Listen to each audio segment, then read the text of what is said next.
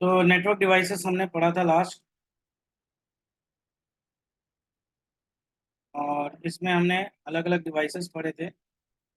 जैसे कि पहला डिवाइस रिपीटर क्या करता है ये पता चल गया है सबको। फिर रिपीटर पे आपको वो भी पढ़ाया था 543 रूल्स, कितने रिपीटर तक आप मैक्सिमम लगा सकते हो। इसके बाद हब्स पढ़ा था कि हब क्या होती है, किस तरह से वर्क करता है। और हब के बाद हमने स्विच पढ़ा कि स्विच क्या है और किस तरह से वर्क करता है। यही है, clear? Yes sir, yes sir. ठीक। तो आज हम एक और डिवाइस पढ़ते हैं क्योंकि अभी डिवाइस कंप्लीट नहीं है। तो नेक्स्ट डिवाइस है आपका ब्रिज। ब्रिज भी आपका मैक एड्रेस पे काम करता है,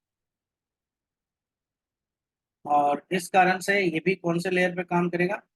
डेटा लिंक। अब ब्रिज की जरूरत क्यों पड़ी या क्या रीजन था जरूरत पड़ने की? ब्रिज क्या करता है, जितने भी लैन सेगमेंट्स है या डिफरेंट लैन है उनको कनेक्ट करता है। ठीक है, चाहे वो पॉपुलेटेड हो चाहे वो अनपॉपुलेटेड। तो जितने भी पॉपुलेटेड लैंड्स को कनेक्ट करने में बड़ा हेल्प, और वो हेल्प करता है ब्रिज। अब वो ब्रिज कैसे करता है या ब्रिज की जरूरत ही क्यों पड़ी? वो तो उस काम स्विच से भी हो सकता है। जैसे मान के चलो,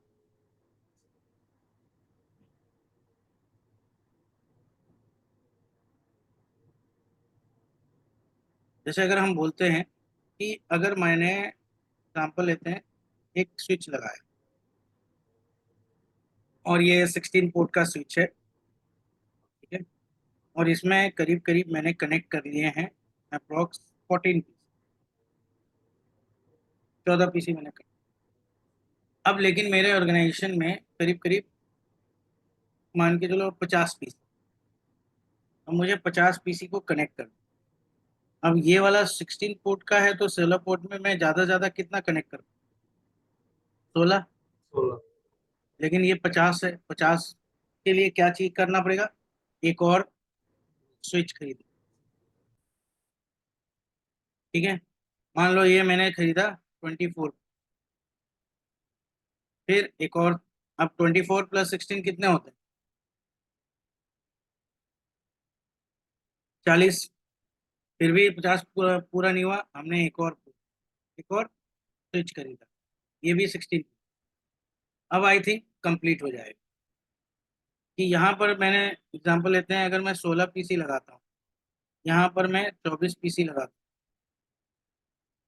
और बचे हुए 10 पीसी मैंने यहाँ लगा दिए। तो ये जो नेटवर्क होंगे ये तो सारे अलग अलग हो जाएंगे। यानी ये हो गया लैन वन, ये हो गया लैन टू, ये हो गया लैन थ्री। तीन लाइन हो गए, लाइन वन, लाइन टू और लाइन थ्री। अब मान लो अगर ऐसा रहे कि इस जगह पर दो सर्वर लगे हुए। अब ये जो, अगर सेम कंपनी का नेटवर्क है तो ये भी बोलेगा कि मेरे को इस सर्वर का एक्सेस चाहिए। तो एक्सेस करने का तरीका क्या है?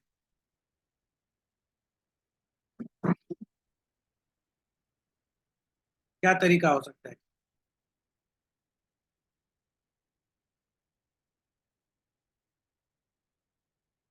क्या यहाँ के जो पीसीज हैं, जो 24 पीसी हैं, वो इस दो सर्वर को एक्सेस कर पाएंगे या नहीं? और अगर करेंगे तो क्या करना पड़ेगा?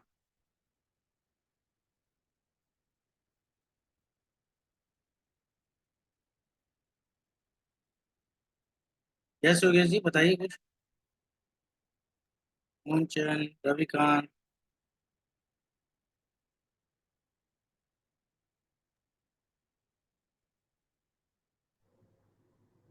वैसे आवाज नहीं आ रही सर, इसलिए हाँ बोलिए। सर उसके लिए फिर हमें, वैसे तो ये आपस में अभी कम्युनिकेट नहीं करेंगे जब तक हाँ, एक एक दूसरे कम्युनिकेट एक कराना है तो क्या करना पड़ेगा? एक दूसरे स्विच को आपस में अपलिंक देना पड़ेगा। अपलिंक देना पड़ेगा, ठीक है। तो अपलिंक का अगर एक पोर्ट यहाँ पर है सपोज, ठीक है, इस अपलिंक पोर्ट को आपको इसके अपलिंक पोर्ट से आपको जोड़ना है, क्लियर है? जी। या आप डायरेक्ट इसके किसी एक पोर्ट को इसके पोर्ट से कनेक्ट कर सकते हैं। सेम केस यहाँ पर भी होगा कि यहाँ पर भी तुम्हें इन दोनों के बीच में एक कनेक्शन देना पड़ेगा, तब जाकर कोई भी पीसी किसी से भी कर सकते। ये है। अब सपोज करो यहाँ पर है कितने, 16 पीसी बोला है, यहाँ 24 है, यहाँ 10 है।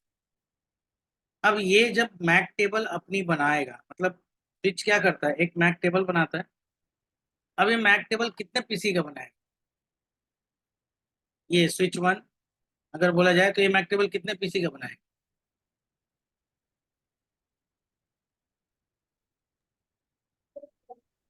पर 16 16 पीसी का 16 बनाएगा पीसी का। और एक अपलिंक मतलब एक स्विच का बनाएगा।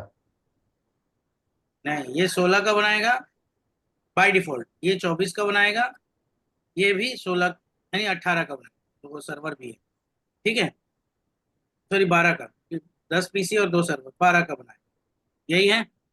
लेकिन जब आप यस। अपलिंक से कनेक्ट कर देते हो ना, तो ये क्या करता है, इसके वाले सारे जितने पीसी है उसकी भी मैक टेबल इसके पास आएगी।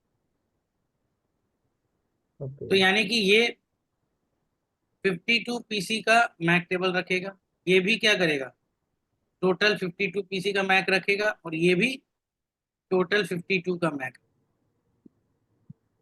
ओके। अब जहां पर स्विच का ये होता है, क्योंकि भाई उसके पास तो मेमोरी है, तो वो तो मैक टेबल बनाएगा अपना, तभी तो वो डेटा सेंड करने का काम। लेकिन यहाँ मैंने एक छोटा सा एग्जांपल दिया। अब बड़े बड़े ऑर्गेनाइजेशन में 100 200 400 पीसी होते। अब एक स्विच खरीदोगे तो एक स्विच से मान के चलो कि 48 पोर्ट वाला भी लेते हो तो 48 पीसी जोड़ देगे। और इस तरह से अगर आप जोड़ते गए तो 500 पीसी का मैक एड्रेस बनाएगा या रिकॉर्ड रखेगा। तो क्या हो सकता है कि स्विच की मेमोरी फुल हो सकती है, क्योंकि स्विच की मेमोरी बहुत ज़्यादा नहीं होती, ऐसे भी एमबी में होती है। तो अगर इतने ज़्यादा पीसी का अगर वो बनाता रहेगा मैक एड्रेस टेबल, तो पता चला कि स्विच की मेमोरी फुल हो गई, और उस केस में अगर ऐसे कनेक्ट करोगे तो इसकी भी मेमोरी फुल हो सकती है, इसकी भी हो सकती है, इसकी भी हो सकती है। अब जब मेमोरी फुल होगी तो इसकी प्रोसेसिंग स्पीड कम हो जाएगी। तो इस प्रोसेसिंग से बचने के लिए एक लगाई जाती है ब्रिज।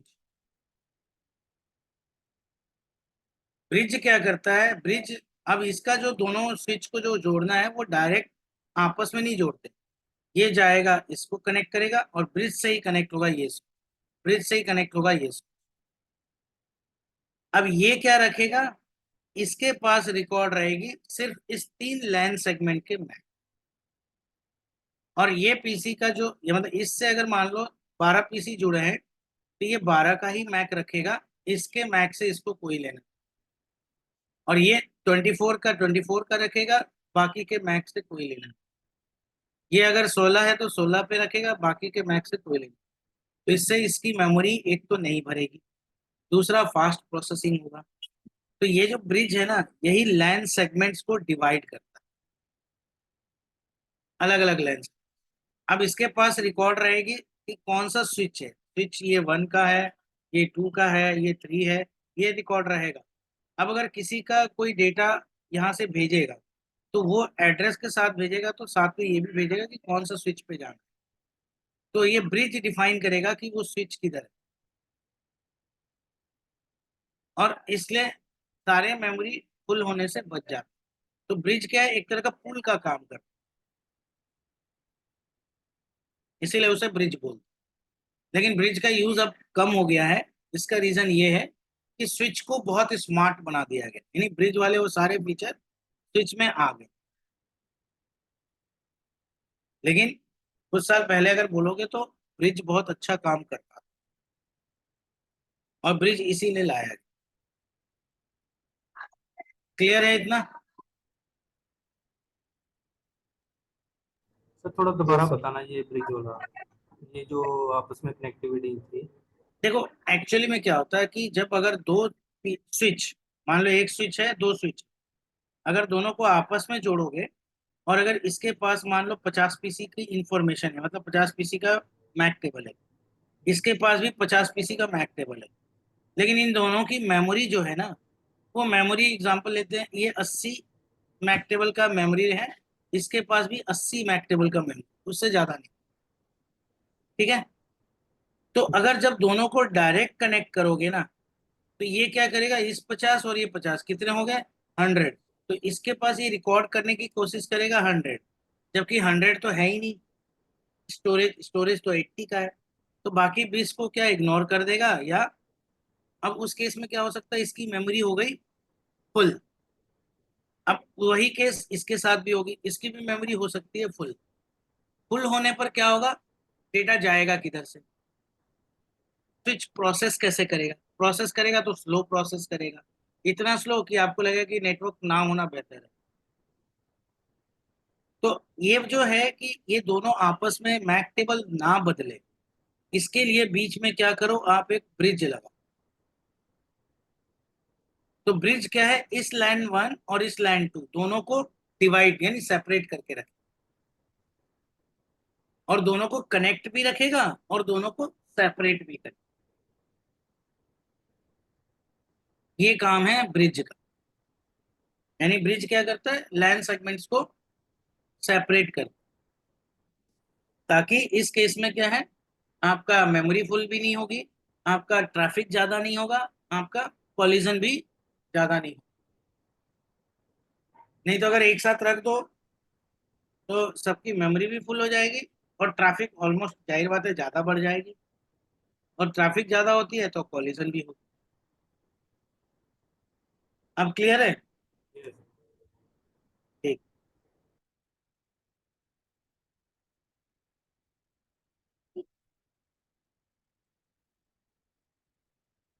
तो ब्रिज का यही काम है, और ये भी लेयर 2, मतलब क्योंकि मैक एड्रेस पे ये भी काम करता है, इसलिए इसको बोलते हैं लेयर 2 डिवाइस। ठीक है,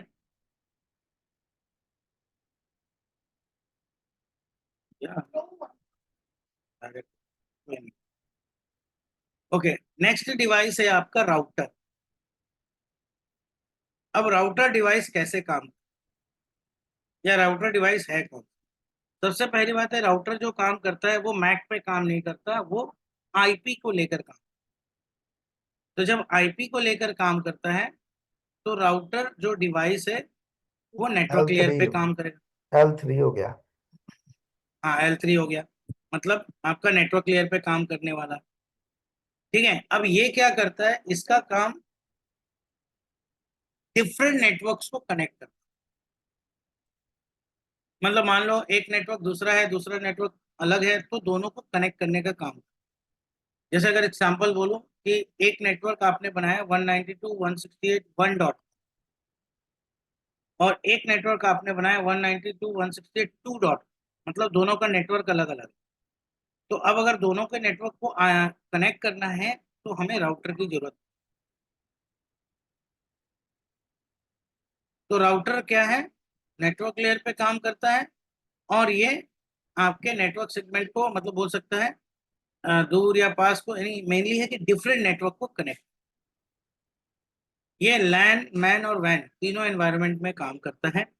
इसमें आपकी लैन पोर्ट भी होती है और वैन पोर्ट भी होती है। LAN port is for local area network, और वैन पोर्ट अगर इंटरनेट वगैरह लगाना चाहते हो तो।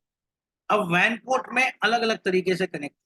पहला कनेक्शन अगर हम बात करते हैं, तो पुराने में बहुत सारे कनेक्शन आते थे, ISDN, ADSL, T1, अभी जैसे E1 है।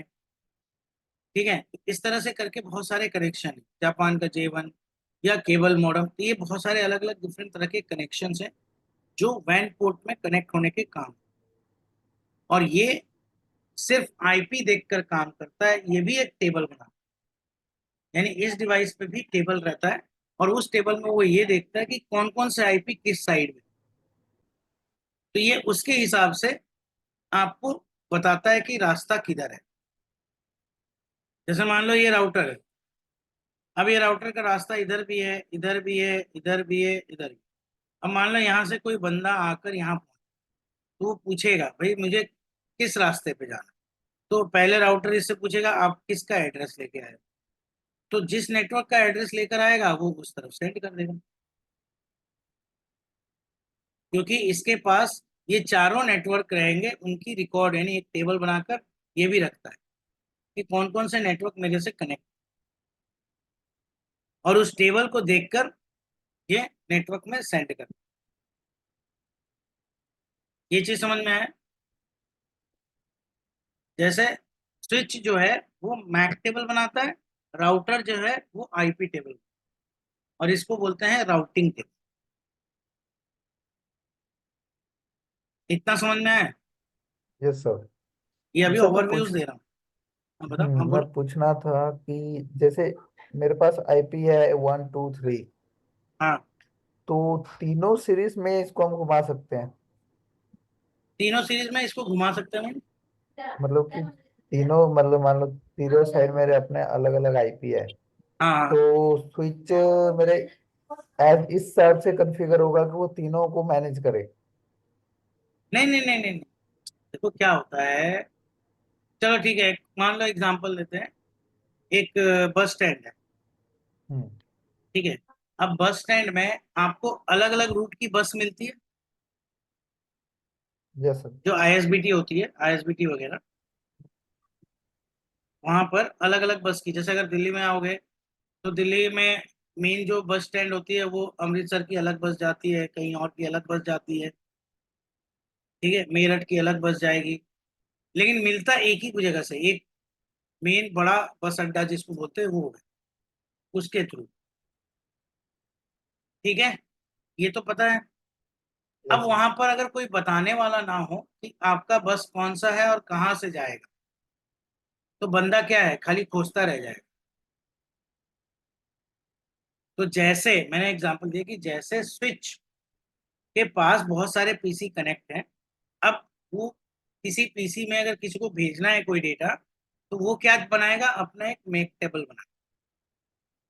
उसी तरह से राउटर जो है वो वैन नेटवर्क के लिए होता है, और वैन नेटवर्क में आईपी के थ्रू काम होती है, मैक का काम नहीं, ठीक है।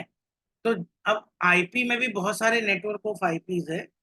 अब कोई बंदा गया कि भाई कि मुझे इस नेटवर्क पे जाना है, तो उसके पास भले ही चार कनेक्शन, यानी चार रास्ते हो, चार अलग अलग नेटवर्क, लेकिन भेजेगा तो किसी एक ही नेटवर्क पे, जिस नेटवर्क का वो एड्रेस लेके आएगा, ठीक है। अब क्लियर हुआ? ये कि मतलब ये वो ये मतलब अगर उसने एक 1 का आया और उसने 2 में जाना है तो वो जा सकता है? मान लो ऐसे करके है, 1 2 3 4, इधर 4 की 4 हाँ। आईपी है, इधर 1 की आईपी है, इधर 2 की है, इधर 3 की है। ठीक है मान लो हाँ। 4 वाले आईपी से किसी पीसी ने हम्म। कोई डेटा सेंड किया, वो जाएगा यस। इसके लोकल स्विच पे। स्विच बोलेगा कि ये तो बाहर की आईपी है, मतलब इंटरनेट वगैरह की, तो वो भेज देगा राउटर। तो राउटर पूछेगा ना कि ये बंदा कौन से नेटवर्क पे जाना है। तो अब यहाँ पे जैसे एग्जांपल है 3 नेटवर्क, 1 2 3। तो अगर ये लेकर जाएगा कि मुझे 2 पे जाना है, तो राउटर यहाँ से बोलेगा तुम इधर चले जाओ। अगर ये लेकर आएगा कि नहीं मुझे 1 पे जाना है, तो राउटर बोलेगा आप इधर चले जाओ। अब राउटर कैसे बताएगा? तो राउटर के पास भी एक टेबल बनी हुई है कि 1 नंबर की आईपी ये है, 2 नंबर की आईपी ये है, 3 नंबर की आईपी ये है, 4 नंबर पे आईपी ये लगी है। अब अब अगर 4 नंबर से आ रहा है तो इसको छोड़ दो, बाकी 3 में से वो टेबल देखेगा कि किसके लिए जा रहा है, तो जिसके लिए जा रहा है उस तरफ वो डेटा भेज देगा,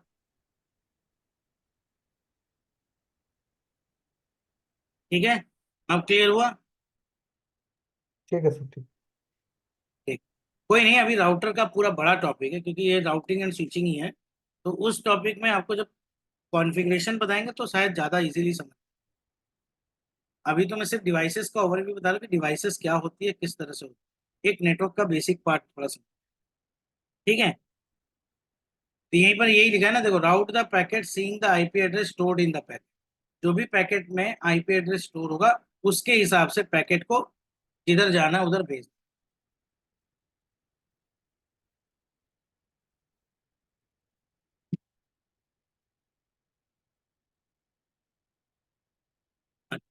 राउटर और क्या करता है? Decide the best route with the help of network address. अब ये कैसे है, चलो इसको थोड़ा सा और मैं एक्सप्लेन कर दूं ताकि आपको क्लियरिटी हो। एग्जाम्पल लेते, सपोज करो एक राउटर है, यहाँ यहाँ एक राउटर,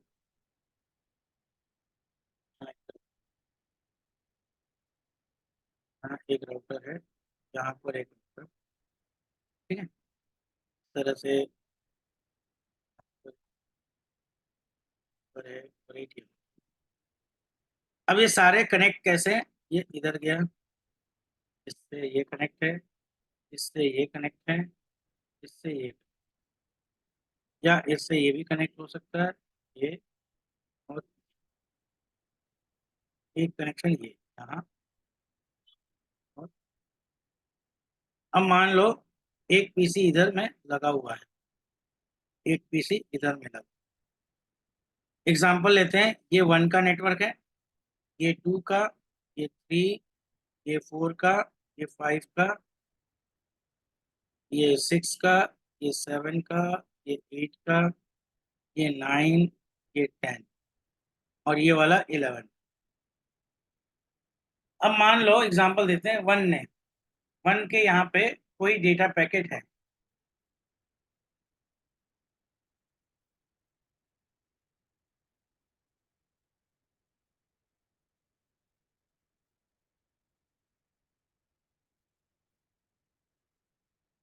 ये 1 पे कोई डेटा पैकेट है।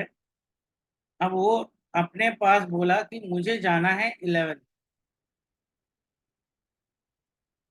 अब यह राउटर के अंदर जब ये बंदा पहुंचा, अब ये क्या बोला, 11 पे पहुंचना है, तो राउटर कहाँ भेजेगा?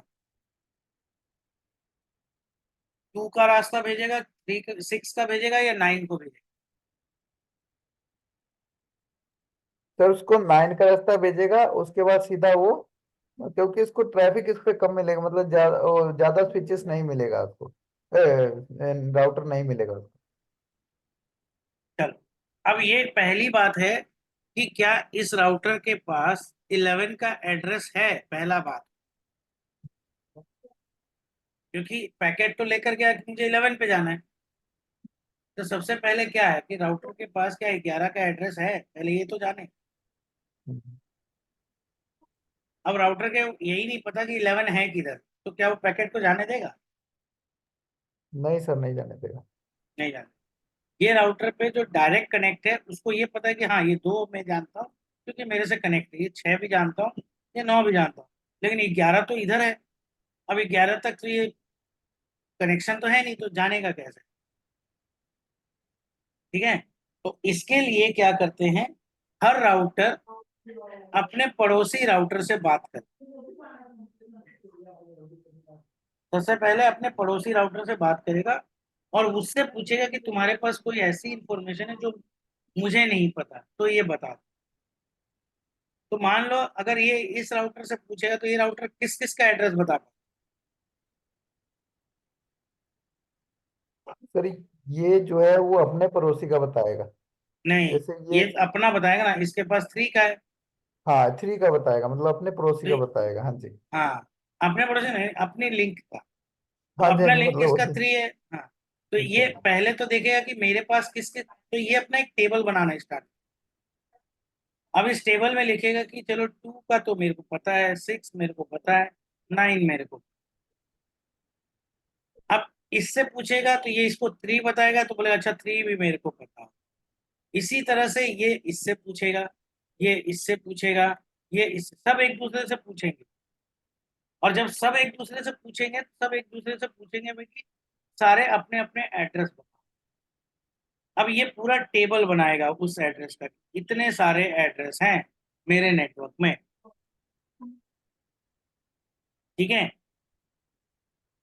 फिर ये भी, ये इससे भी पूछ सकता है, ये इससे भी पूछ सकता है, नहीं सब एक दूसरे से पूछ, और पूछ पूछ के ये टेबल क्या कर रहे हैं, अपडेट कर। अब अगर मान लो इसके पास सारी जानकारी हो गई, तो ये क्या बोलेगा, मुझे जाना है 11। तो राउटर क्या बोलेगा, देखो मेरे पास ये भी रास्ता है, ये भी रास्ता है, ये भी रास्ता। अब पहले देखेगा कि कौन सा रास्ता सबसे छोटा रास्ता, हमेशा सबसे पहले राउटर जब भी देखता है, सबसे पहले ये देखता है कि छोटा रास्ता। जैसे अगर आपको कहीं जाना हो तो आप गूगल मैप में खोजते हो, तो वो हमेशा दिखाता है सबसे छोटा रास्ता को। अब गूगल मैप को बनाया गया ट्रैफिक के हिसाब से, तो वो ये दिखाता है सबसे कम ट्रैफिक किधर है, ताकि आपका डेटा तुरंत पहुंच जाए। तो उसी तरह से जब कोई यहाँ पहुंचेगा तो ये सबकी इंफॉर्मेशन रख लिया, लेकिन अब बताएगा कि भाई छोटा रास्ता। तो इसके हिसाब से छोटा रास्ता वो होता है जिस रास्ते में ये राउटर्स कम हो, वो उसके लिए सबसे छोटा रास्ता। ठीक है। तो अब राउटर के पास जब आएगा तो राउटर यहाँ नहीं भेजेगा पहले, और यहाँ भी नहीं भेजेगा। वो सबसे पहले देखेगा ये रास्ता है, क्योंकि इस रास्ते में कितने हैं, एक ही राउटर, जबकि बाकी रास्ते में एक से ज्यादा राउटर। ये डेटा को पहले इधर से भेजे, बोलेगा इधर से, क्योंकि इधर से एक राउटर पार करेगा, दूसरा करेगा, और तुम्हारा पीसी पे डेटा पहुंच। हाँ। अब मान लो इसी समय किसी और ने भेजा कि उसको भी 11 पे जा। अब जब ये राउटर देखेगा कि मैं इधर भेजूं तो इधर तो ऑलरेडी एक डेटा जा रहा है, तो वो क्या बोलेगा, फिर दूसरा शॉर्टेस्ट खोजेगा, दूसरा सबसे छोटा रास्ता। तो दूसरा सबसे छोटा रास्ता कौन सा होगा?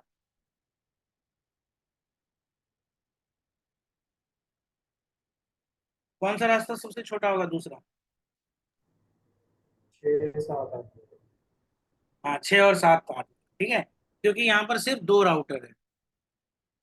तो पहला अगर जब ये बिजी रहेगा ना, अगर ये बिजी नहीं हुआ तो इसी से भेजेगा, लेकिन अगर ये बिजी हो गया तो फिर यहाँ से भेजेगा, और अगर जब दोनों बिजी हो गए तो फिर यहाँ से।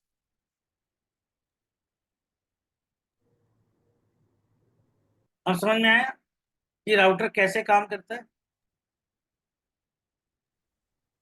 यस अब ये डिफाइन यहाँ पे अलग अलग चीजें होती हैं, अलग अलग फैक्टर्स है, मतलब अलग अलग प्रोटोकॉल्स है। जैसे जैसे प्रोटोकॉल आप कॉन्फ़िगर करोगे, वैसे वैसे हिसाब से ये काम करेगा। ये रास्ता कॉन्फ़िगर भी मीन्स हम ही करेंगे ना राउटर पे जैसे। हम सिर्फ इसके टेबल अपडेट कर, अब ये टेबल अपडेट जो करने के लिए बोल रहे हैं, वो टेबल भी ये खुद भी अपडेट कर लेते कभी कभार। अब जिस तरह का आप मतलब इसके ऊपर राउटर के ऊपर कॉन्फ़िगरेशन करते हो, उस कॉन्फ़िगरेशन के हिसाब से या तो ये खुद अपडेट कर लेगा, या तो बोलेगा भाई मेरे को अपडेट कर दो। तो दोनों तरीके हैं। क्लियर?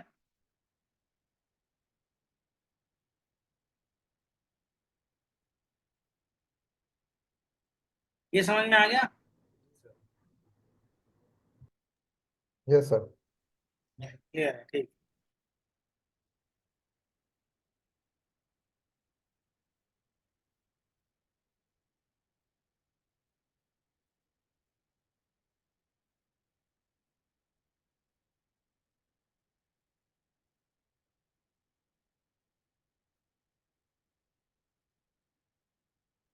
तो ये तो हो गया राउटर का काम।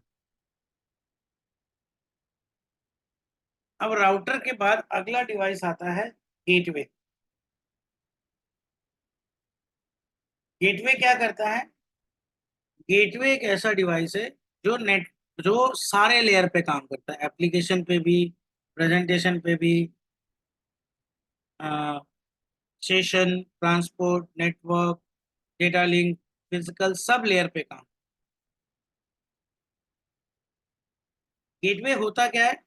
गेटवे किसी भी गेट मतलब नेटवर्क का एक गेट की तरह काम, यानी किसी भी नेटवर्क का एक दरवाजा की तरह। ठीक है, जैसे अगर मान लो, क्या होता है एग्जांपल देता हूँ मैं। सपोज किसी नेटवर्क में आ, एक सर्वर लगा हुआ है।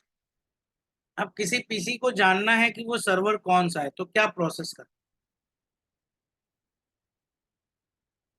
या आप पीसी लगाए और पीसी को पहले से पता रहता है कि कौन सा सर्वर।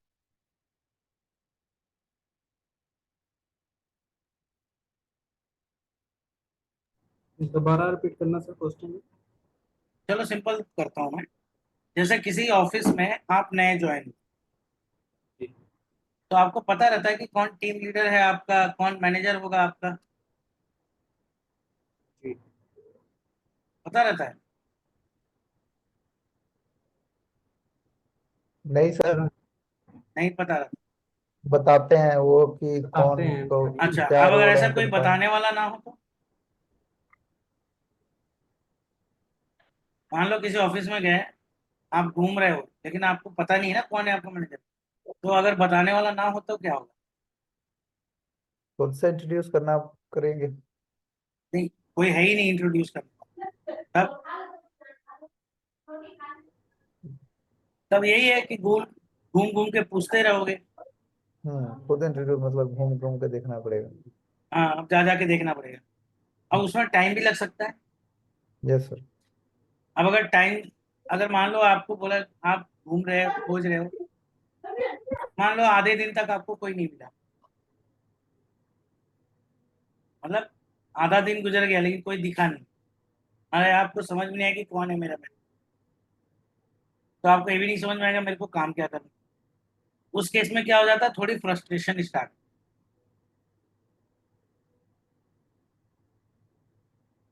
बाद में क्या बोलते हैं, थक के बोलेंगे बैठ के, भैया जिसको खोजना होगा खुद ही आएगा। होता है ना ऐसा। तो गेटवे भी कुछ इस तरह का ही है। ठीक है, जैसे अगर पीसी जब नेटवर्क में आते हैं तो वो सबसे पहले खोजते हैं कि मेरा सर्वर कौन सा। अगर पीसी में गेटवे प्रोवाइडेड होता है तो वो पीसी को पता चल जाता है कि गेट मतलब गेटवे ये बताता है कि तुम्हारा मतलब सर्वर यहाँ रखो, गेटवे ये बताता है। लेकिन अगर गेटवे ना दिया हो तो पीसी भी क्या करते हैं, खोजने फिरते हैं कि कौन है मेरा, यानी पीसी भी आपको क्या करेगा, खोजते फिरेगा। और अगर वो भी थक गया तो उसकी टीटीएल वैल्यू 0 हो गई तो क्या होने लगेगा, रिक्वेस्ट टाइम आउट। तो इस तरह से तो काम कर नहीं पाएगा।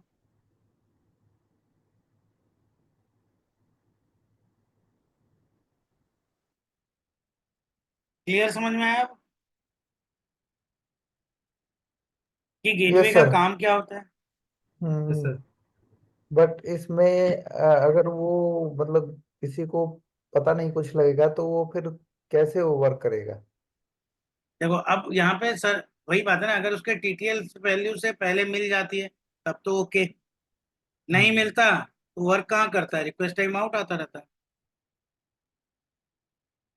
या कभी कभी ऐसा लिखता है ना कि वेबसाइट नॉट फाउंड, कोई वेबसाइट आप खोल रहे हो तो कभी अचानक लिख देता है कि वेबसाइट नॉट फाउंड, जबकि अच्छा आपको हाँ पता है जी। कि वो वेबसाइट है।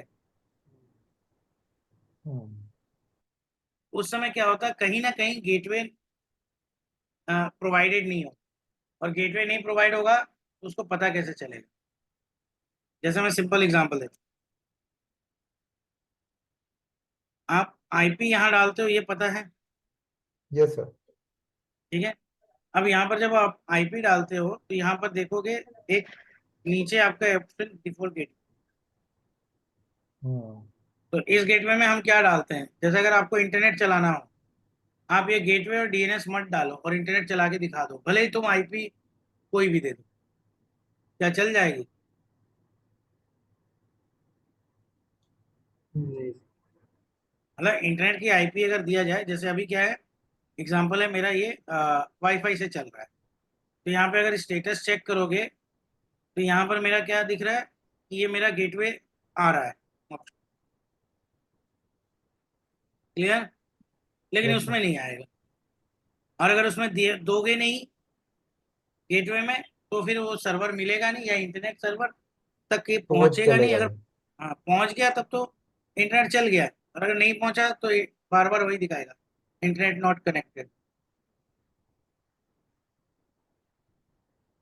क्लियर। तो ये काम होता है एक्चुअल गेटवे। और गेटवे एक हार्डवेयर डिवाइस भी होता है, ठीक। सर ये फिर सारे लेयर पे कैसे काम करता है उसका थोड़ा सा बता दीजिए मुझे। ये सारे लेयर पे गेटवे का काम क्या है, आईपी से तो हो गया नेटवर्क लेयर।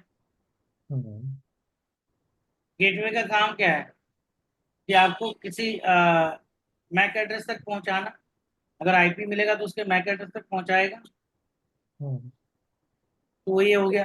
फिजिकल डिवाइस भी होती है ये, तो फिजिकल हो गया। अगर इसके वर्किंग क्राइटेरिया देखोगे, अलग अलग जगह पे अलग अलग वर्किंग क्राइटेरिया। जैसे इसके, इसीलिए इसके गेटवे के डिफरेंट टाइप्स आते हैं, जिससे आपको पता चल जाए। एक होता है एड्रेस गेटवे। एड्रेस गेटवे ये आपका सिर्फ नेटवर्क लेयर पे काम।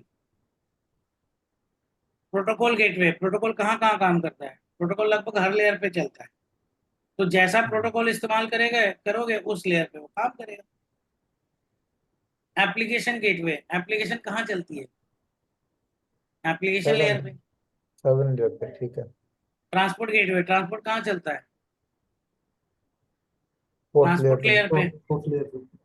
बस इसी तरह से तो आप देखो, एड्रेस गेटवे क्या करता है? इंटरकनेक्ट सेम प्रोटोकॉल नेटवर्क, मतलब एक ही नेटवर्क को कनेक्ट करता है। प्रोटोकॉल गेटवे क्या करता है? डिफरेंट प्रोटोकॉल नेटवर्क को कनेक्ट करता है। अब प्रोटोकॉल तो बहुत सारे हैं, कनेक्ट करो। एप्लीकेशन क्या करता है? Connect two parts of application, ये एप्लीकेशन लेयर वाला। ट्रांसपोर्ट लेयर क्या करता है? कनेक्ट नेटवर्क से ट्रांसपोर्ट लेयर, तो ट्रांसपोर्ट लेयर पे काम कर रहा है। तो हर एक लेयर का स्पेसिफिक गेटवे है जो उस लेयर के हिसाब से काम करता है। इसीलिए मैंने कुछ हम समझ में आ गया। Yes sir. अब कुछ अदर डिवाइसेस भी होते हैं, मतलब अभी तक आपने स्विच, राउटर, चार मेन, चार डिवाइस। अच्छा, मेन अगर बोलूँ तो रिपीटर जो अब बंद हो चुका। हब जो लोग कोई इस्तेमाल नहीं करते। अब इस्तेमाल में ज्यादा क्या चलता है? स्विच, राउटर, ये सबसे ज्यादा इस्तेमाल होने वाले डिवाइस आज के समय। अब उसके अलावा कुछ और डिवाइसेस भी है, जैसे बोला जाता है multi protocol router. Multi protocol router वो राउटर होता है जिसके ऊपर अलग अलग तरह के प्रोटोकॉल्स एक साथ काम कर सकते हैं। जैसे अगर राउटर को स्पेसिफिक प्रोटोकॉल के लिए भी आप कॉन्फ़िगर कर सकते हो, लेकिन अगर आप चाहो तो मल्टीपल प्रोटोकॉल्स एक साथ कॉन्फ़िगर किया जा सकता है। दूसरा डिवाइस होता है ब्राउटर। ब्राउटर मतलब होता है बी राउटर, यानी जिसमें ब्रिज और राउटर दोनों फंक्शन। ब्रिज का भी फंक्शन होता है, राउटर का भी फंक्शन। यानी ये डिवाइस को जब मर्जी ब्रिज बना लो, जब मर्जी राउटर बना लो। एंड थर्ड अदर डिवाइस में आता है लेयर 3 स्विच, जो लेयर 3 के ऊपर ही नेटवर्क लेयर पे काम करता है। वो स्विच को हम बोलते हैं लेयर 3 स्विच, और ये फुल्ली मैनेजेबल होता है, यानी इसको हम पूरी तरह से मैनेज कर सकते हैं। क्लियर? ये तो हो गई अभी तुम्हें नेटवर्क के डिवाइसेस के बारे में। इतना समझ में आ गया आप लोग को? Yes sir. ठीक है। ये देखो, ये बताने का मेन पर्पस है ताकि आपको बेसिक्स थोड़ा पता चले। अब इसके अंदर में हम डिफरेंट कॉन्सेप्ट्स हैं, हम उसको थोड़ा सा पढ़ेंगे, क्योंकि लेयर के हिसाब से भी लेयर पूरी कंप्लीट नहीं हुई है। तो लेयर के हिसाब से ही अब हम लेयर का एक एक टॉपिक पकड़ेंगे, तो हो सकता है ज्यादा समझ। अब एक चीज बताओ, जो सबसे पहला मॉडल बना ARPANET ने, वो कौन सा मॉडल बनाया था?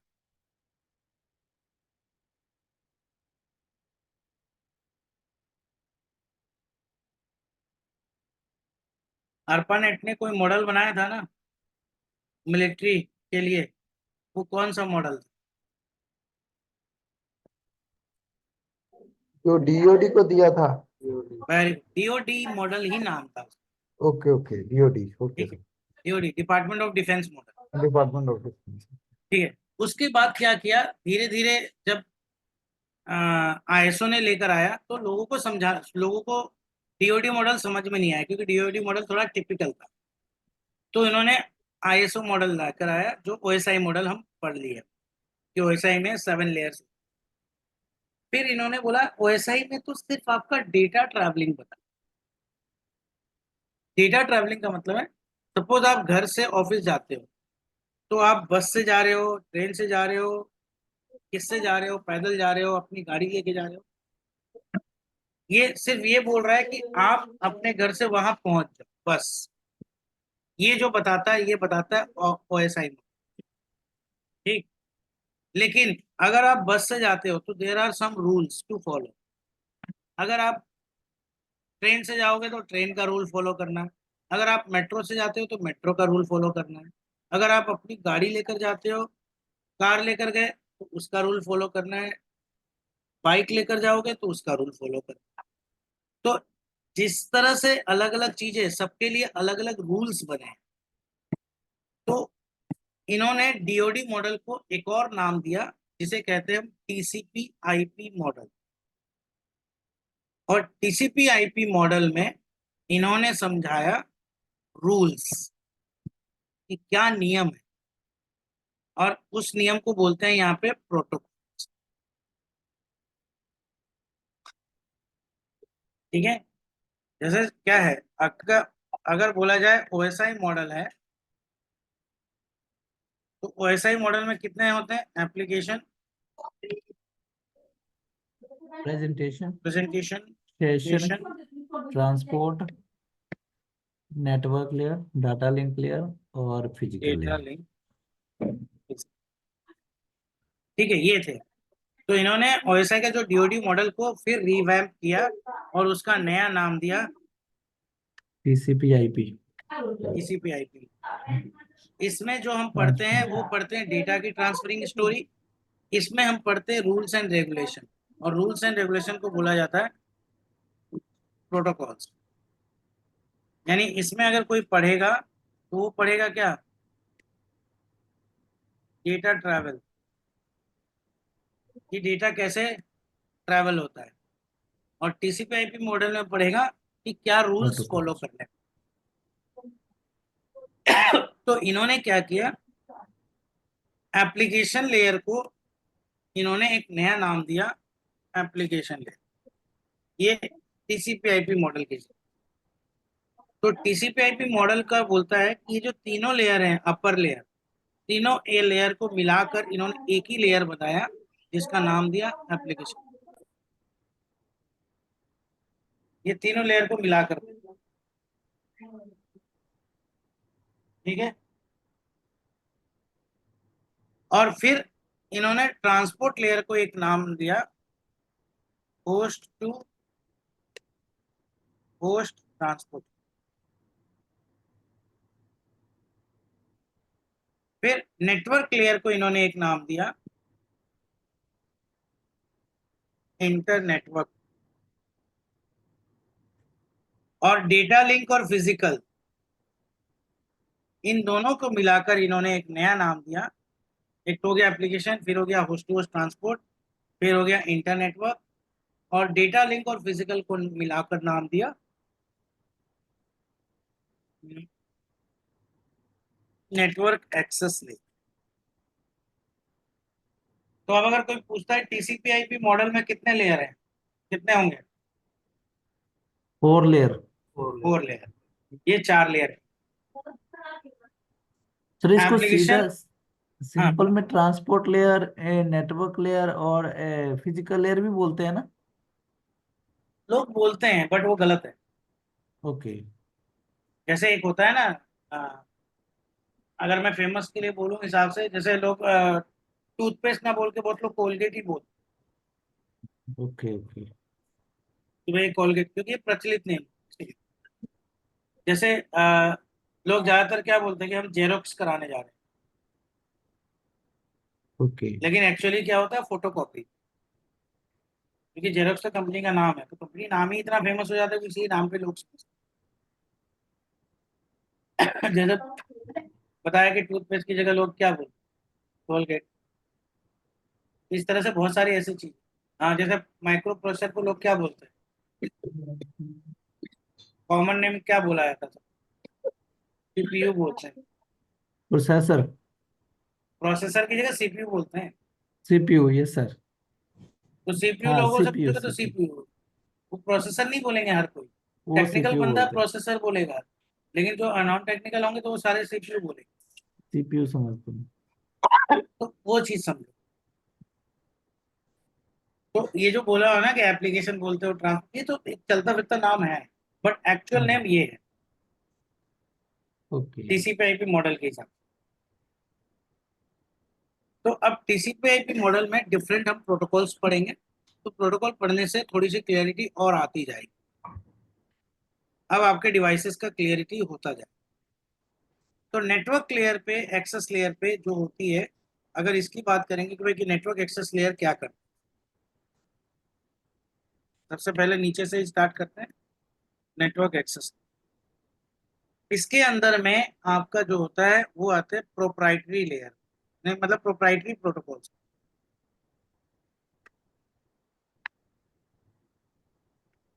प्रोप्राइटरी प्रोटोकॉल किसको बोलते हैं?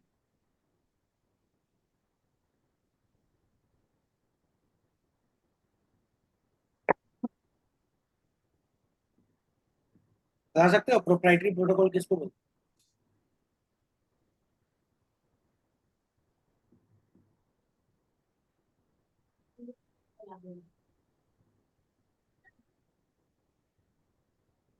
प्रोप्राइटरी का मतलब होता है एकाधिकार, मतलब ये कंपनी के ओनरशिप में रहता है। जो कंपनी अपने लिए बनाती है उसी के लिए बनता है, उसी को हम बोलते हैं प्रोप्राइटरी। ठीक है, जिस कंपनी ने बनाया सिर्फ वही कंपनी यूज कर सकती। तो नेटवर्क एक्सेस लेयर में जो ज्यादातर प्रोटोकॉल्स हैं वो company based protocols. For an example मैं आपको बताता हूँ, अगर कोई पूछता है तो एग्जांपल के लिए आप बोल सकते हो एसडीएलसी या एचडीएलसी। ये सिस्को के बनाए प्रोटोकॉल है, तो सिस्को ही यूज करता है, कोई और नहीं करेगा।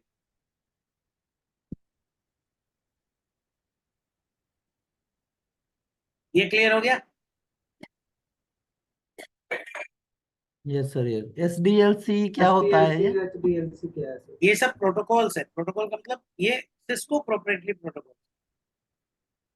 अभी जब हम राउटर कॉन्फ़िगर करेंगे तो उसमें ये सिस्को का प्रोटोकॉल है, तो सिस्को के प्रोटोकॉल आपको नजर आए, वहां मैं पूरा एक्सप्लेन करूँ, क्योंकि यहाँ पे हम प्रोप्राइटरी प्रोटोकॉल से बता देंगे भाई प्रोप्राइटरी प्रोटोकॉल।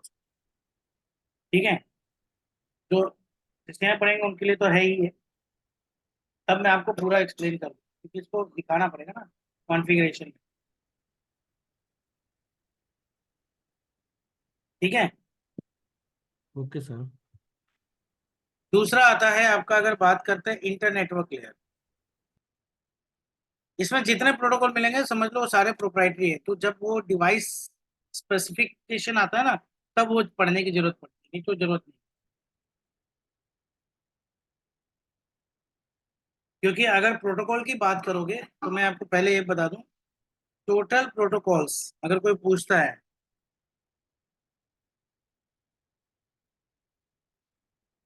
करीब है अप्रोक्स,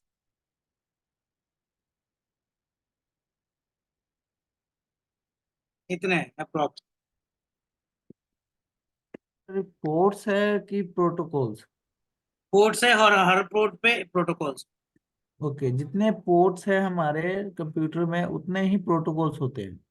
अभी सारे डेवलप नहीं हुए हैं, यानी सारे यूज भी नहीं हुआ है, लेकिन ओके। जितने पोर्ट्स बनाए हैं सब पे प्रोटोकॉल वो अवेलेबल करवा रहे हैं।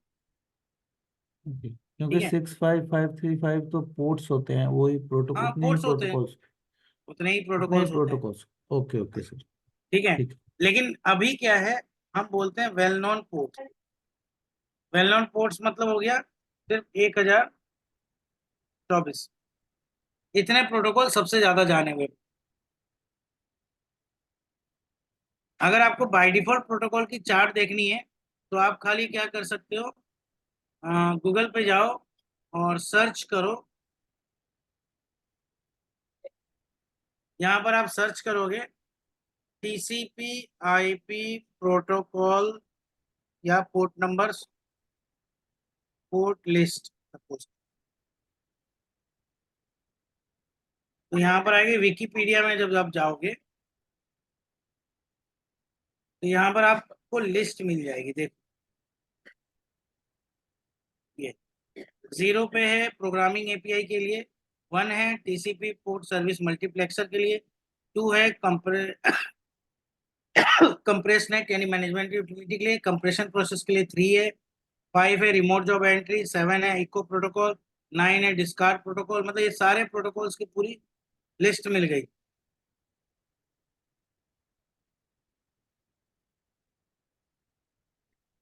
ठीक है, 1023 ओके तक है करीब अलग अलग।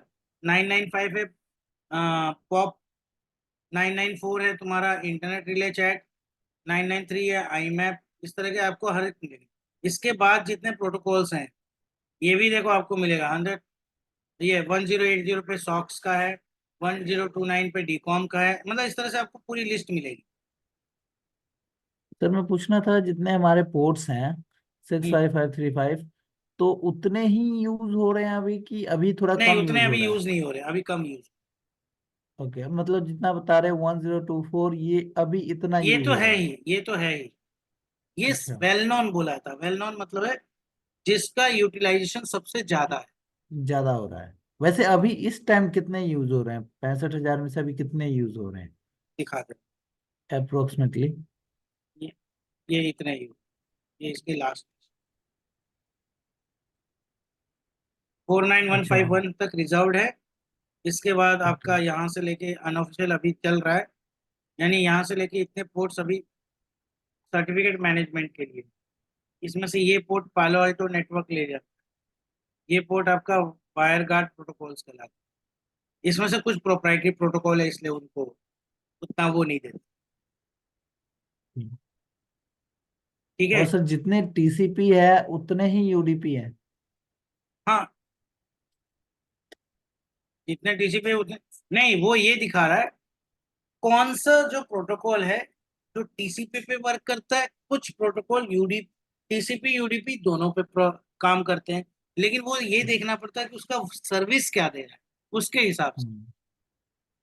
नहीं, मेरा मेरा क्वेश्चन है कि जस्ट जितने मतलब 65,535 जितने भी हमारे पोर्ट्स हैं, वो हम्म, टीसीपी के अलग हैं कि यूडीपी के अलग, दोनों का अलग अलग है, कि दोनों का कंबाइन है, जिसमें से काम दोनों का अलग अलग करता है, कि कुछ कंबाइन भी करता है? देखो जनरली अब आपको मैं एक सिंपल सा बताता हूँ। मान लो ये 1 नंबर पे है हमारा सर्विस मल्टीप्लेक्स, ठीक है। Yes sir. अब यहाँ ऊपर चार्ट के हिसाब से आप देखोगे टीसीपी पे अप्लाई हो रहा है, बट यस। यूडीपी अभी असाइंड हुआ है, अभी इसका यूज नहीं हो रहा है। ये अपने हिसाब से जरूरी नहीं कि यूडीपी पे ये काम करेगा, लेकिन जहां पर यस लिखा आ रहा है, जैसे अगर 7 बोलता हूँ इको प्रोटोकॉल, ये टीसीपी यूडीपी दोनों पे काम। यस। 9 नंबर प्रोटोकॉल अगर दोनों पे काम करता है लेकिन एक अनऑफिशियली काम। अगर वैकॉन लैन बोलते हैं तो ये ना तो टीसीपी नहीं चलता, ये अनऑफिशियल बेस पे काम। तो इस तरह से आप यहाँ पर आप देख सकते हो, ऐसा नहीं है कि जितने उस पे कर रहे हैं उतने ही इस पे भी कर रहे हैं। अब यहाँ पे कुछ प्रोटोकॉल्स है, सपोज करो 20 से लेके 25 तक, ये सारे टीसीपी बेस्ड ठीक है, मतलब सर कहने का मतलब है कि दोनों का अलग अलग है? अलग अलग है। ओके, ठीक है। ठीक है। हाँ, कुछ ओके, प्रोटोकॉल्स है जो दोनों को लेके काम करते सेम काम करता है ये, एट ए टाइम पे नहीं करेगा, बट वो करेगा, दोनों का लेके करता है। हैं। दोनों का करने का मतलब है कि जब जैसी सर्विस होगी उसके हिसाब से वो switch करें। ओके, ठीक है। चलो ठीक है, मैं एक एग्जाम्पल सिंपल सा दे देता हूँ। एसएमएस भेजते हैं हम किसी को, यस सर। Yes sir. वो टीसीपी पे है या यूडीपी पे है, बस इतना। वो यूडीपी पे है। क्या उसे टीसीपी बना सकते हैं? टीसीपी नहीं, उसको टीसीपी टीसीपी का फीचर नहीं। क्या है, टीसीपी क्या करता टीसीपी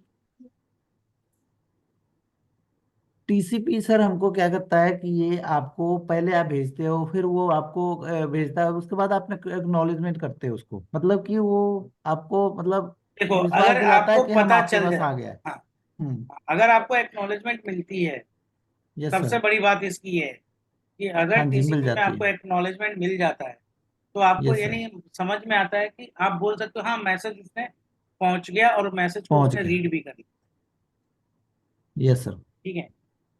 तो एसएमएस सर्विस में एक ऑप्शन होता है डिलीवरी रिपोर्ट।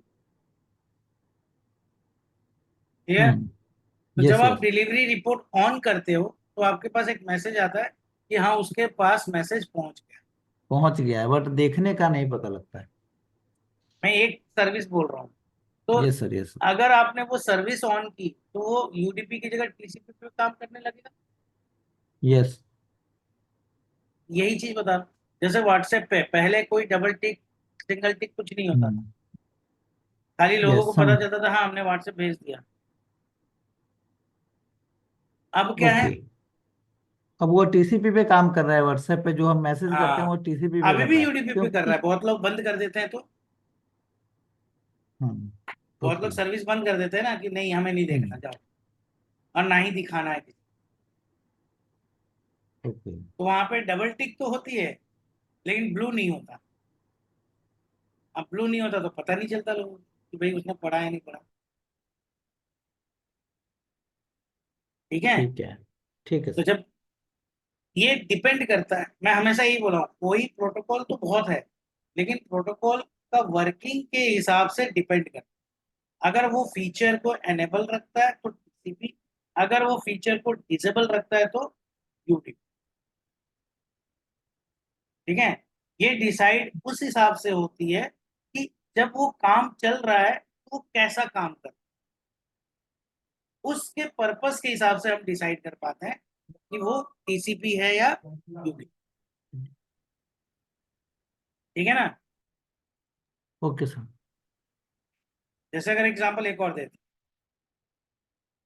मान लो किसी को कोई मेल लिखना होता है, आउटलुक से तो लिखते ही हो। अब मैं ये मेल लिखा किसी को और मैं चाहता हूँ कि मुझे ये भी पता चले कि उसने वो पढ़ लिया नहीं पढ़ लिया। तो यहाँ कोई ऑप्शन होता है?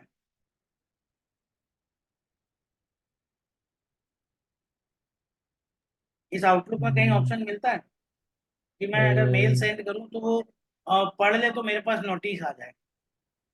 नहीं इसका, नहीं इसमें नहीं होता है। होता है। अब मैं आपको ये भी दिखा ओके। दे रहा हूँ। यहाँ ऑप्शंस में जाओगे ना तो यहाँ पे क्या लिखा है? Request read receipt, delivery receipt भी है सर इसमें। डिलीवरी रीड भी है और रिसिप्ट, रीड रिसिप्ट भी है। रीड भी है। ओके। हाँ। अगर आप ये चेक मार्क करके भेजोगे ना तो उसके पास एक नोटिस आएगा कि आपसे रीड रिसिप्ट मांगा जा रहा है। और वो जैसे ही पहले तो यस करेगा आपके पास एक नोटिस आ जाएगा। पहले तो वहां पर डिलीवर होगा, उसका मैसेज आएगा, उसके बाद जो उसने रीड कर लिया हाँ उसका भी मैसेज आएगा। ओके सर, हाँ। ठीक है। अगर आप करते हो तो अच्छा, अगर हम्म। ये चेक मार्क किए बगैर मैं भेजता हूँ तो मेरा यूडीपी। नहीं, फिर तो यूडीपी है, फिर तो और अगर उसको ये चेक मार्क हमको पता करके नहीं करता लगेगा। हूँ और नोटिफिकेशन आ जाती है तो वो कौन है? टीसीपी बन टीसीपी। गई। तो यही चीज, तो सर्विस तो वही है। सर्विस तो मेल सर्विस, लेकिन टीसीपी यूडीपी में हम बदल चेंज अप कर सकते हैं अकॉर्डिंग टू क्राइटेरिया, जो भी आपकी क्राइटेरिया। तो इसलिए ऐसा बोलना गलत है सिर्फ यूडीपी पे काम करेगा टीसीपी पे नहीं करेगा। तो ये सर्विस के अकॉर्डिंग।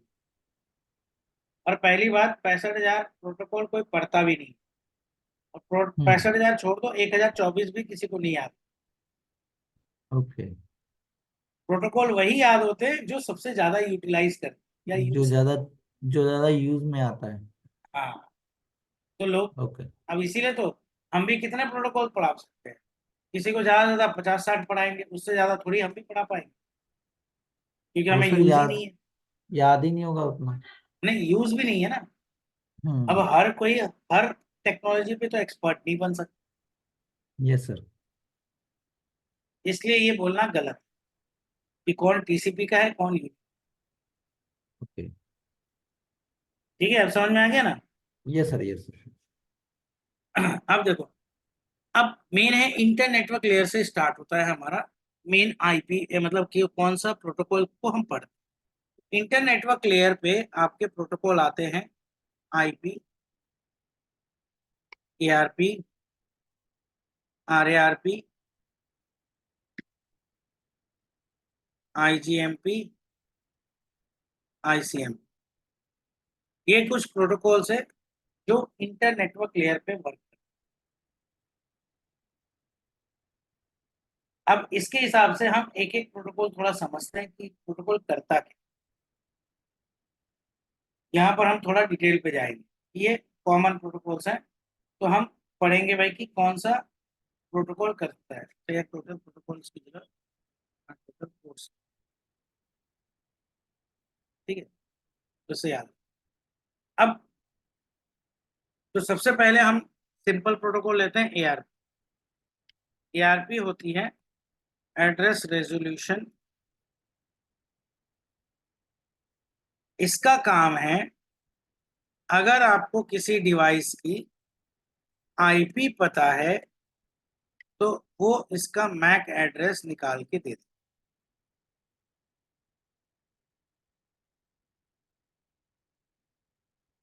ठीक है। और इसी के साथ दूसरा काम करता आरएआरपी। आरएआरपी होता है रिवर्स एआर, मतलब reverse address resolution protocol.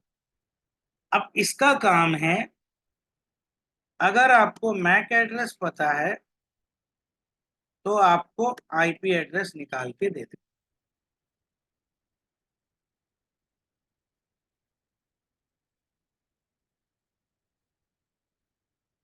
Clear है इतना?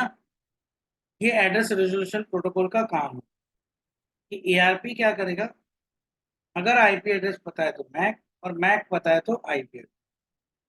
यानी जैसे हम पढ़ते हैं कि स्विच क्या करता है, मैक टेबल बनाकर रखता है। तो ये मैक टेबल आपका लैपटॉप या डेस्कटॉप, एक सेकेंड वेट करने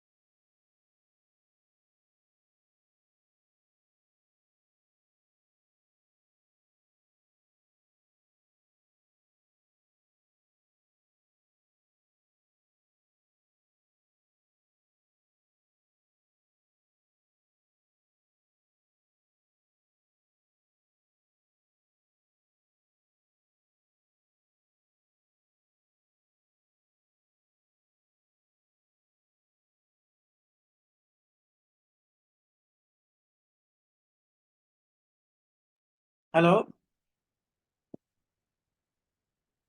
hello. Yes sir, yes sir. Okay, available हो, ठीक। सॉरी फॉर डिस्टर्बेंस, वो थोड़ा सा कॉल आ गया था। कोई इशू नहीं। कोई इशू नहीं सर, कोई issue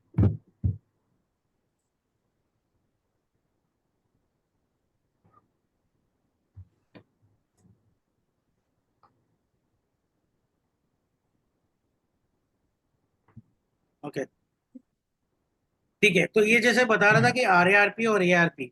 एआरपी आपका एड्रेस रजिस्ट्रेशन करता है, आईपी एड्रेस को मैक एड्रेस में और मैक एड्रेस को आईपी, यानी दोनों के बीच में लिंक बना। तो अगर इसको आपको देखना हो ना, तो आप सिंपल जाओ रन में। रन में कमांड होती है सीएमडी। सीएमडी में जाओगे तो यहाँ पर आप लिखोगे ARP space minus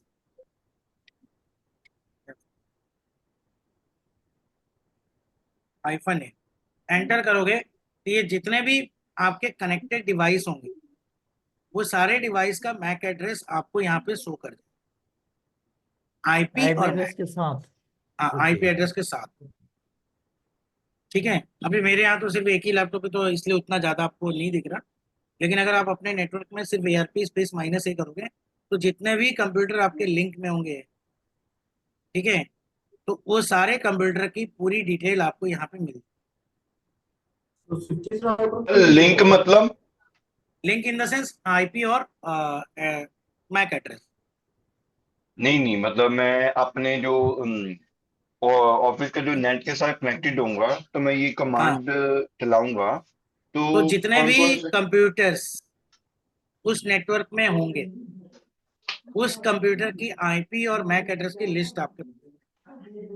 okay okay, मतलब अगर 100 पीसी उसके साथ ज्वाइन होंगे तो वो सभी हाँ के सारे के आईपी बता देंगे। हाँ, बस एक बार आपके साथ थोड़ा सा कनेक्टिविटी मतलब पिंग वगैरह हो जाना चाहिए। हम्म। ठीक है।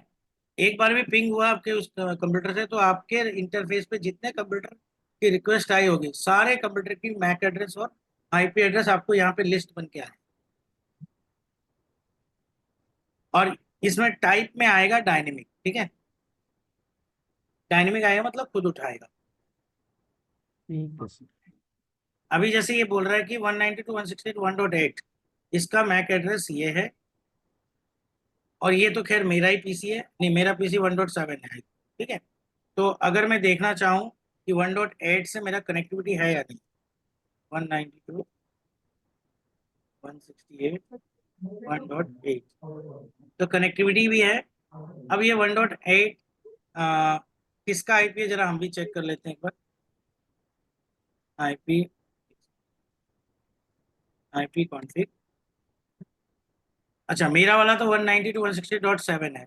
तो अभी जैसे बहुत सारे मोबाइल मेरे में अटैच है, तो जो मोबाइल मेरे साथ कनेक्टिविटी है उस मोबाइल का है मैक एड्रेस।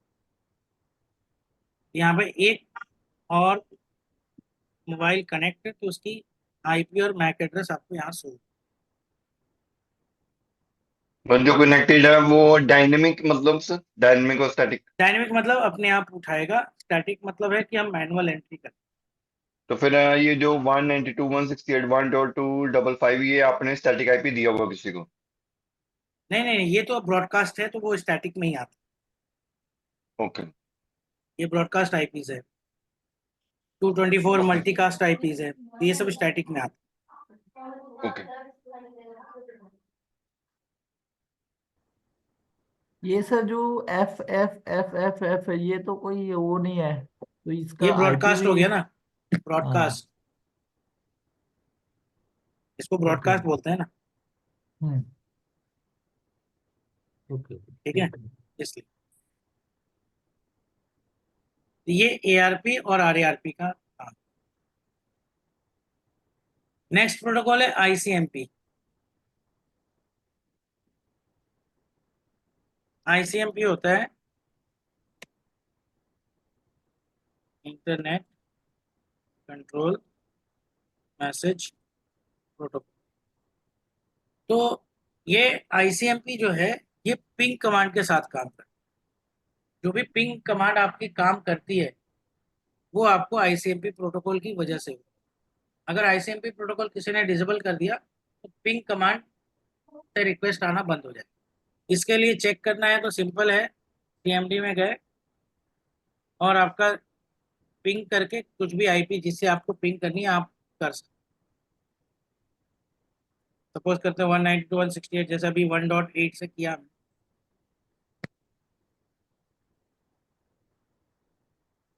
ये पिंग आ रही है। अगर ये रिप्लाई आ रहा है, रिप्लाई आने का मतलब है कि मेरा उस पीसी के साथ कनेक्टिविटी है। लेकिन अगर रिप्लाई नहीं आता, जैसे सपोज करो मैं करता हूँ पिंग 192.168 1.8 की जगह 9 कर देता हूँ, क्या 9 पीसी है?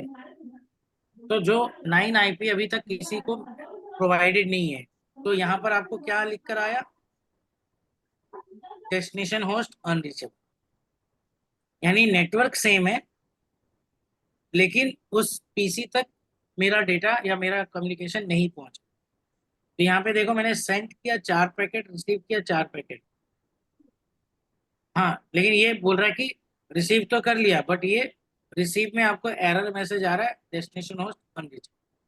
अब कुछ ऐसी आईपी होती है, मान लो नेटवर्क बदल के मैं करता हूँ 192.168, एग्जाम्पल करते हैं 2.3।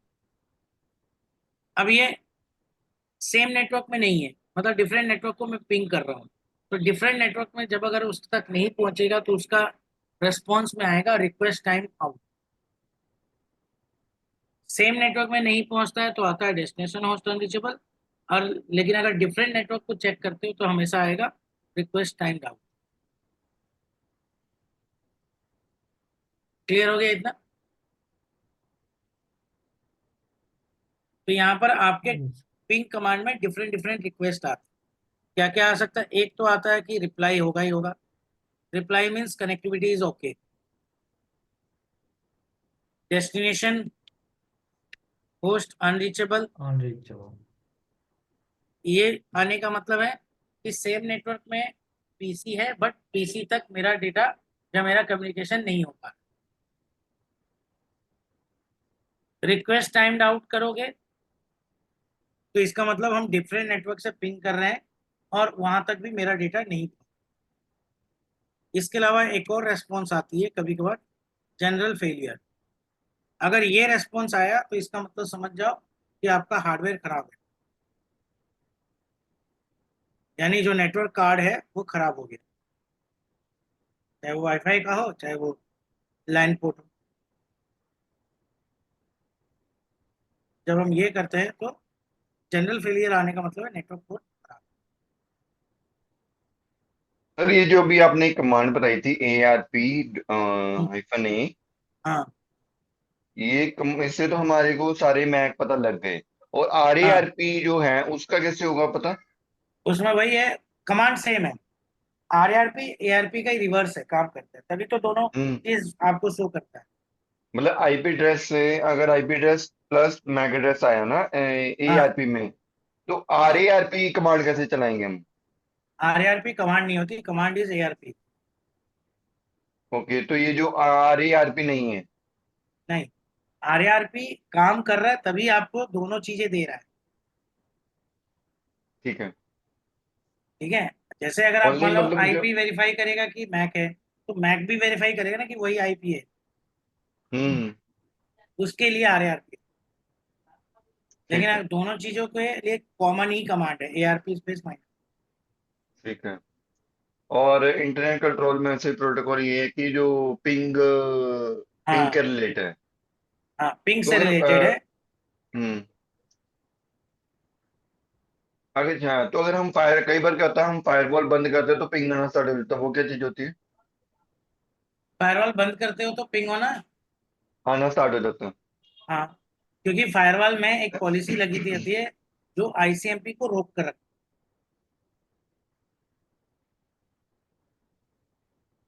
यानी आईसीएमपी ठीक है। ब्लॉक करके रखता है। आप अगर चाहते हो कि फायरवॉल के ऑन रहने पर मेरा पिंग रिक्वेस्ट आए, तो हम्म उसके लिए आपको एक आईसीएमपी पे प्रोटोकॉल, मतलब आईसीएमपी प्रोटोकॉल को एनेबल करना होगा। तो सर अगर जैसे आप अपने लैपटॉप में अगर आप जैसे आप लैपटॉप यूज कर रहे हो, अगर हम्म, उसमें आईपी पिंग सॉरी, ये जो ICMP है जो मतलब मैं चाहता हूँ कि आप चाहते हो कि जैसे मैं चाहता हूँ कि वो उसका जो आपके लैपटॉप का जो मैं आईपी हूँ वो पिंग ना आए, तो वो उसके लिए हम अपने लैपटॉप में क्या करेंगे? देखो पहली बात है, आपको ये करना होगा कि ऑन करके पहली बात फायरवॉल ऑन करना है हम्म उस मोड पे। फायरवॉल क्या करता है, प्रोटेक्ट करता है। हाँ, अब ठीक पहले फायरवॉल जब ऑन रहेगा तो उसमें दो तरह से सर्विस एनेबल होगी।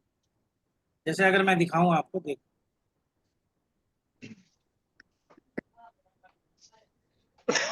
ये फायरवॉल है, मेरे में ऑन है।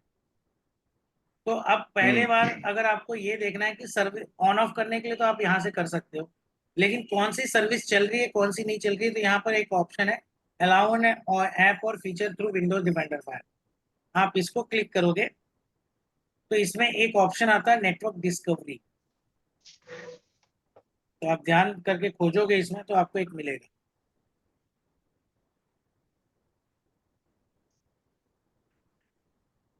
फाइल प्रिंटर शेयरिंग क्या, नेटवर्क डिस्कवरी।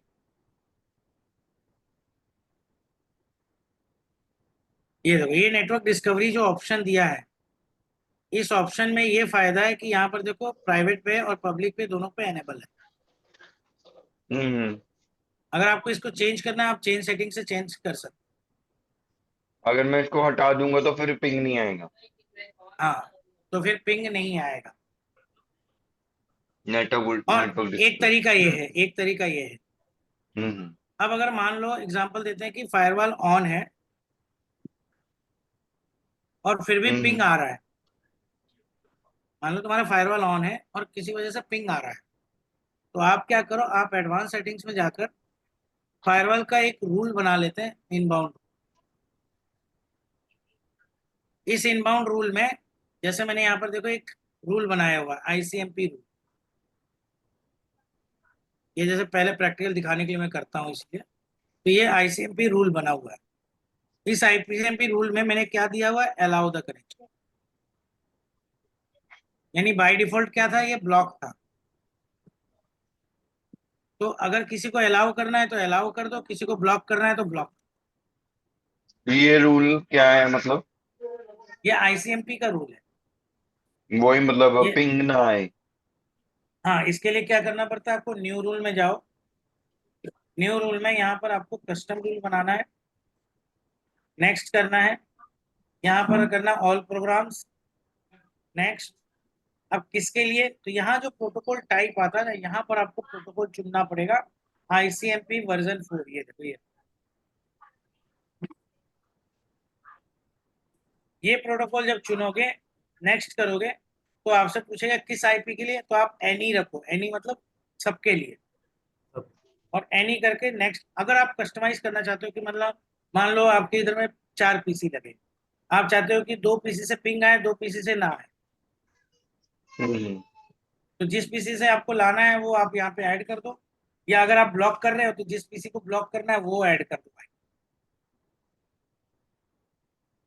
ठीक है, और उसके बाद अभी मैं एनी रखूंगा तो सबके लिए है, नेक्स्ट करो। अब यहाँ पर ये बताओ अलाउ करना है कि ब्लॉक करना है। ठीक ठीक ठीक है, ठीक। तो अब अलाउ ब्लॉक करके आप यहाँ पर अभी जैसे ये रूल एनेबल है। अब अगर मान लो कभी अगर आपको लगता है कि नहीं ये रूल अभी ब्लॉक है, एक काम करता हूँ थोड़ी देर के लिए अलाउ कर देता हूँ, तो आपको रूल कुछ करने की जरूरत नहीं, राइट क्लिक करो, इसको डिसेबल करो।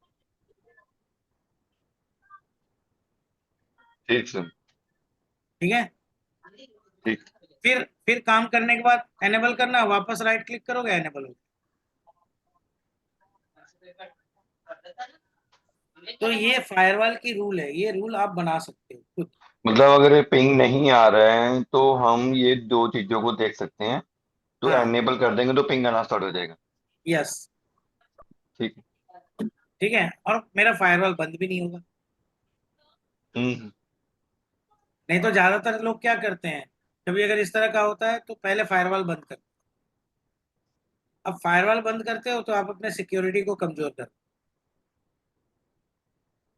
ये बोला जाता है। ठीक है, यस सर सर तो ये पिंग का ये काम यही है, ये इसकी रिप्लाईज है अलग अलग, और ये आईसीएमपी प्रोटोकॉल की वजह से। क्लियर हो गया। Clear sir. फिर आईजीएमपी होती है इंटरनेट ग्रुप मैसेजिंग प्रोटोकॉल।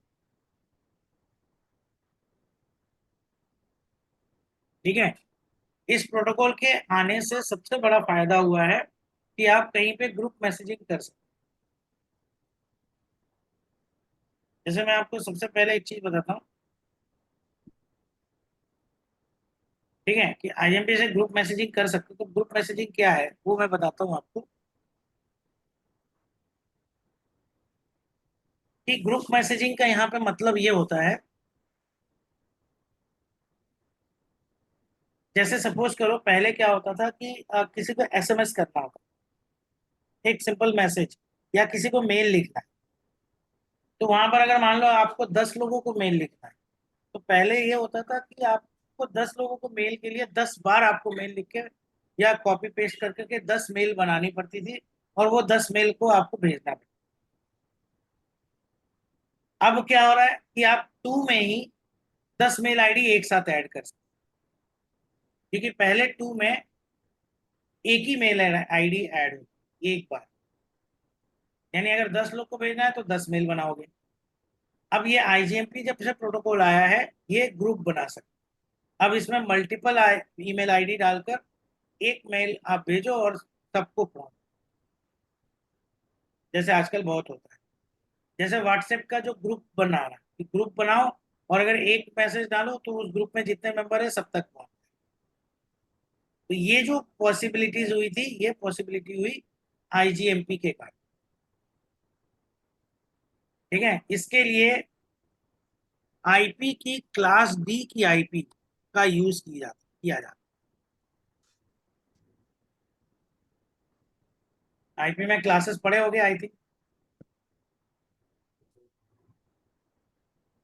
उसमें से एक क्लास डी की आईपी होती है जिसका यूज करते हैं आईजीएमपी की, या इसको बोलते हैं मल्टीकास्टिंग।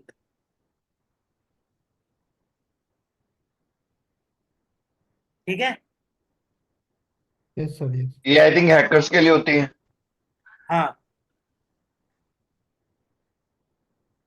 क्लास डी की आईपी एड्रेस में क्लास डी की आईपी आपने पढ़ा होगा तो याद है, नहीं तो फिर मैं तो वही पढ़ाने वाला ही हूँ आईपी, क्योंकि अभी सारे प्रोटोकॉल हो गए, आईपी प्रोटोकॉल बचे।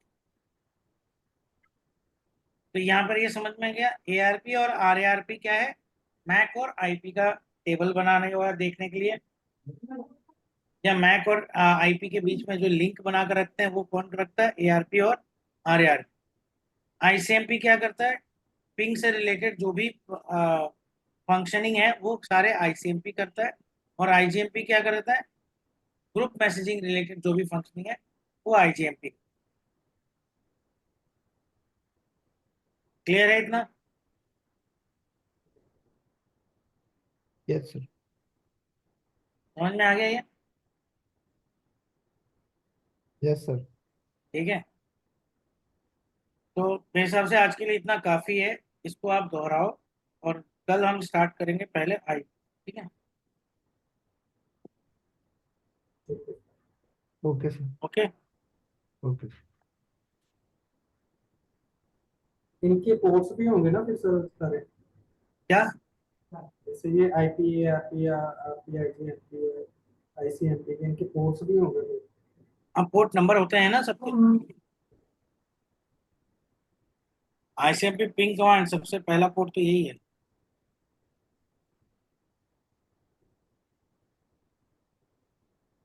ठीक है, धीरे धीरे सारा पढ़ेंगे हम। वही चीज है कि पहले आप एक बार दोहराओ, और कल आने से पहले एक बार आईपी एड्रेस के बारे में थोड़ा पढ़ के आओ, तो जल्दी जल्दी हो जाएगा, क्योंकि आईपी एड्रेस पढ़ना बहुत जरूरी है। आ, पूरी सीसीएन है आईपी के ऊपर ही है, आईपी और मैक इन दोनों के ऊपर है ठीक है, ओके देन, मिलते हैं कल। सर एक चीज पूछनी थी पूछ लो। वो एक्चुअली में ना सर हमारे रिकॉर्डिंग के लिए पूछ रहे थे, वो आप हमें दोगे कि नहीं दोगे, ये मीन्स कि अपलोड करोगे कहीं पे कि नहीं? हाँ कहीं पे अपलोड करके दे रहा हूँ, ये अभी तो चल तो रहा ही है, ये वाले मैं दे दूँ। Okay sir. ओके।